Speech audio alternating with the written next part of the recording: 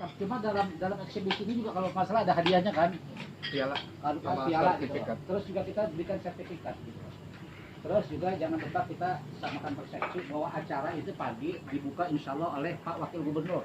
Pagi oleh Bapak Wakil Gubernur. Sebetulnya kita penganugerahan gelar jawara rencananya 2, Gubernur dan Wakil Gubernur. Cuman Bang Sandiaga Uno bilang langsung kemarin, aneh mah kalau bisa jadi jawara jilid aja. Artinya untuk saat ini Anies Baswedan ini diusung.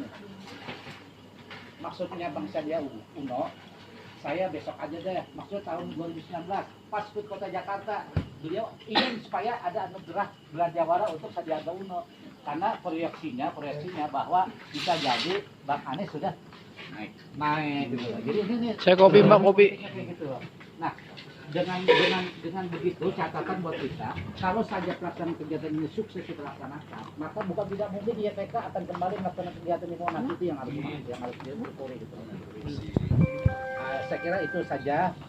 Saya juga ada banyak tawaran dari Sri Kandi Jakarta Selatan, tim sukses dari Empo.